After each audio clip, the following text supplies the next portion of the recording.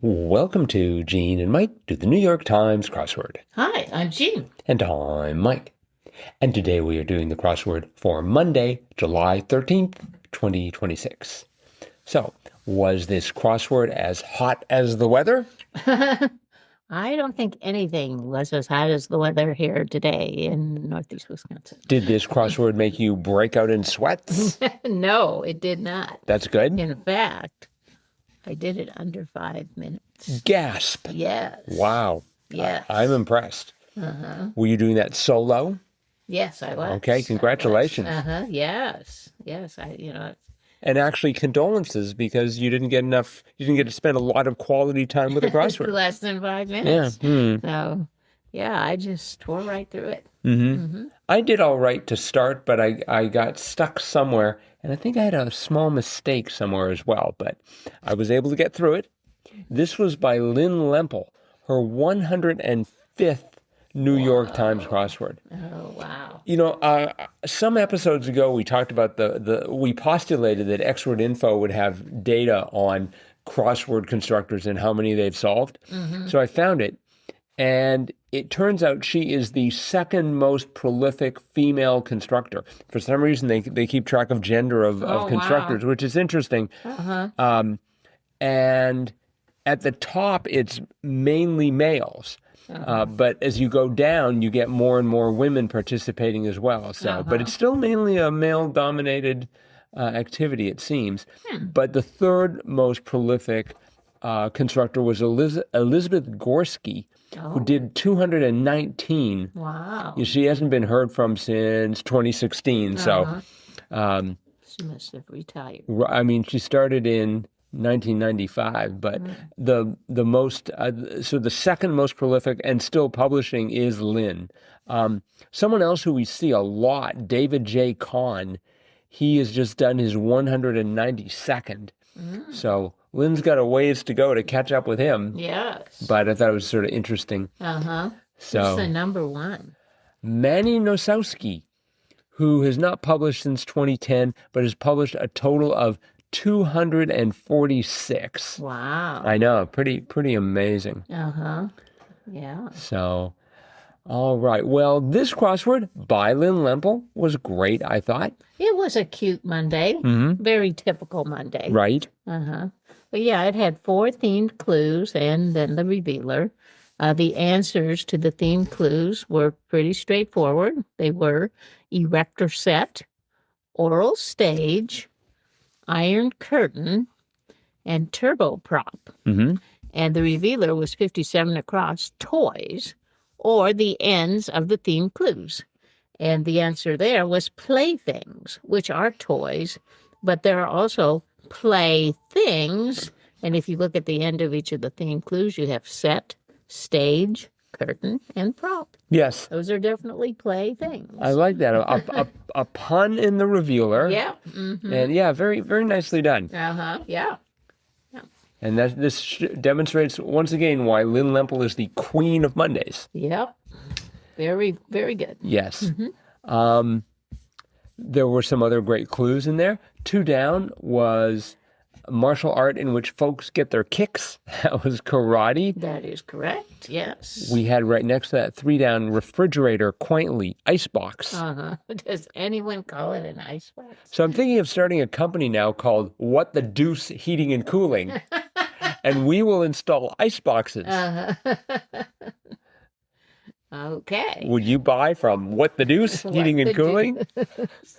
I don't know. I might pause on it. I think we need to trademark that name. What the deuce? What the Deuce Heating and Cooling. It's very important to include the heating and cooling part. I wonder just how many solvers nowadays will know Indy Racer Al or Bobby Unser. I mean, I think the current, sort of novice solvers sort of coming up the ranks, as it were, probably won't know that name. I don't think. I don't know. I mean, are They're pretty Unsers famous? Are they still big in racing though? No, I think they retired. Well, one of them got killed in a race. Oh, really? Yeah. Well, it's sort of a dangerous sport. But they're pretty famous. kind of, like a famous baseball like player. Babe Ruth or something. Yeah. Uh-huh. Right. Yeah, Of course, yeah. Babe Ruth is mainly known for the candy bar at this point. But Baby Ruth. is that? Yeah. Oh, shoot! It should have been Babe Ruth.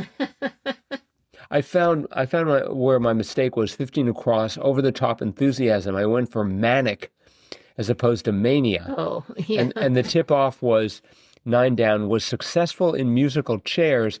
I had SCT. Yeah. Which doesn't spell a word. As opposed to SAT. Uh-huh. Let's see, 11 down I thought was good. Woodsy Abode was log cabin. That's right. That was sort of cute. I like 13 down. Sneaky types. Weasels. Yes. Weasel. That's a great adjective for them. Right. You weasel you. You weasel you. Yeah. Sort of like galoot. Uh-huh. Maybe with a little bit more bite. Uh-huh. 10 across was whole bunch. I went for lots, L-O-T-S, but it turned out to be slew. Yes, So I went for a lot. Oh, okay. But no, it was slew. Right. 35 across was metaphorical Cold War barrier, was Iron Curtain. That's right. That's one of our theme clues. We seem to have a curtain. That's true. We seem to have a curtain now. I don't know what material it's made up of. Maybe silicone, Kevlar. plexite. Yeah, Kevlar would be good. Kevlar curtain. And that Eye of Iron Curtain ran into 35 down, experiencing great difficulty in crisis. Yes. I was not quite ready for that, but managed to suss it out. Very good. 36 down was singer Vicky with 3 Grammys, Vicky Carr. Right. And there was Vicky Carr who was like a guest on the Carol Burnett show. No, that was Vicki Lawrence. Oh, really? Yeah. No, Vicky Carr was a singer. Yeah, but I thought also, okay, and that's why I was surprised that she was also on. No, really, Vicky Carr. And if you do a search on Vicky, as I'm doing right now, as you can hear, listeners, Vicky, let's see, first of all, Google has to give me permission. Vicky Carr made multiple memorable guest appearances on the Carol Burnett Show between 1969 and 1970. Oh, just between those 2 years? Well, yeah.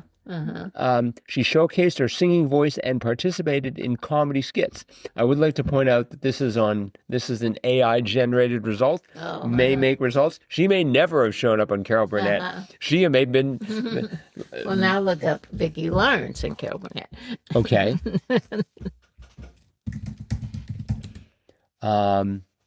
They share one of television's most enduring partnerships. Unlike that tramp Vicky Carr. Yeah, she was only on a few times in a couple of years. Right. So they had a striking physical resemblance, and they worked together for its entire 11-year run. Yeah. Wow. Okay, well that was fun. Now we know. Now we know the difference between Vicky Carr and Vicki Lawrence. But Vicky Carr was also in the Carol Burnett Show As a guest. just as a guest for like one season, couple of episodes. I wonder why they didn't bring her back. Oh well, maybe because she didn't look like Carol Burnett. Perhaps. 46 down, Brooklyn's Blank Evers College was Medgar. Medgar Evers, yes. And I was thinking that was going to be a debut, but it is in fact. Oh no, that's been in before. Well, total of 4 times. It's not like an Oreo or anything like that. Maybe Evers is in more than Medgar's. But No, I'm looking for Medgar. Yeah. Right. Oh, so it's named after a civil rights activist. Yeah, it's Medgar Evers. Yeah, see, I never heard of that at all, but that isn't saying much. 49 down was a shocker to me. So loosely based. Really? 49 down? And I was going to look this up, and I thought, why bother? You're right here. So loosely. Based. Based. That's what you do with this squeezy thing when you have a turkey. Well, that's true too, yes. But basting is putting in very large stitches that are easily taken out. Do you do that with a baster, with the thing you squeeze? No? With the needle and thread. Huh. Or a sewing machine. You can set your sewing machine on baste.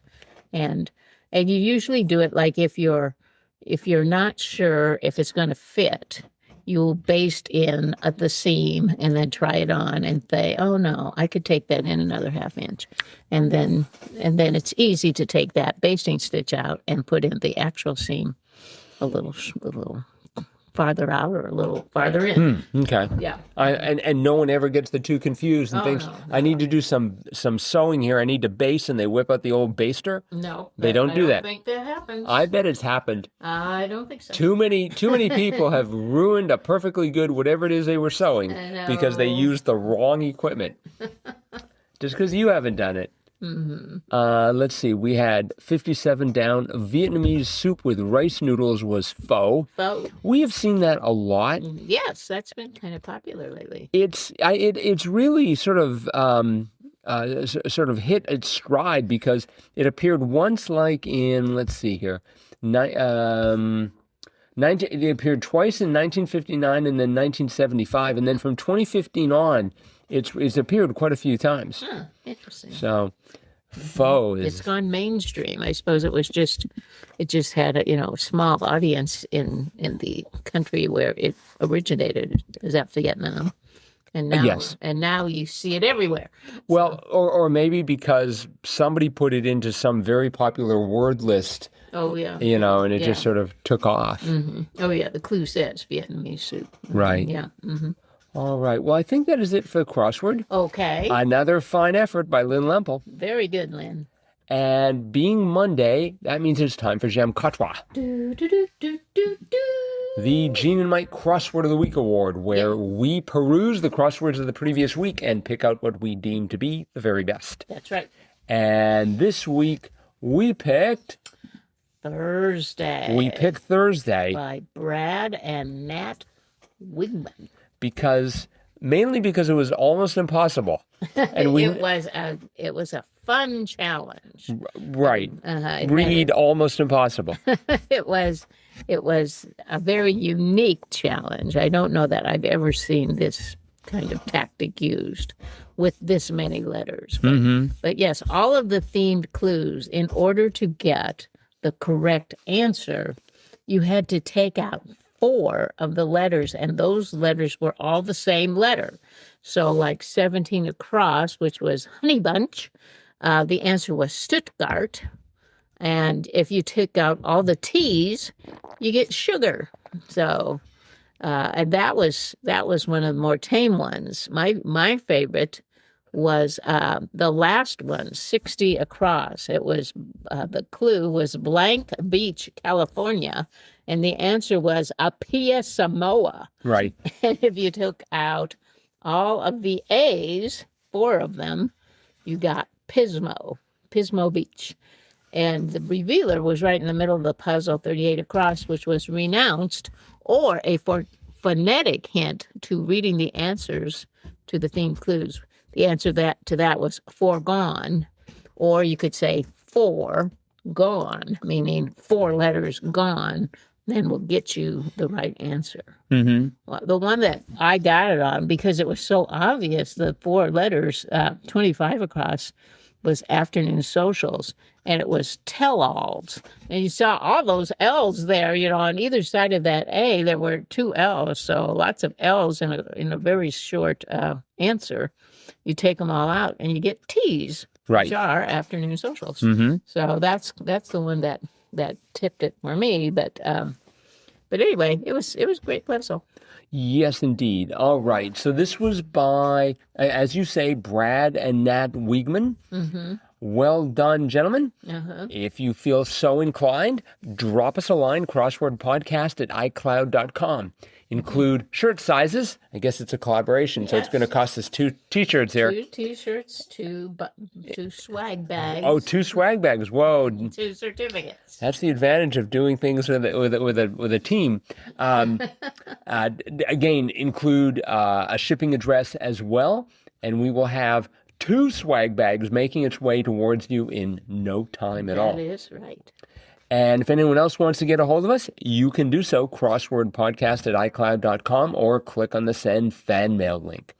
That is it for today. Thanks for listening. We'll be back again with our cutting-edge analysis of Tuesday's crossword as well as Triplet Tuesday. All of that tomorrow. Bye-bye.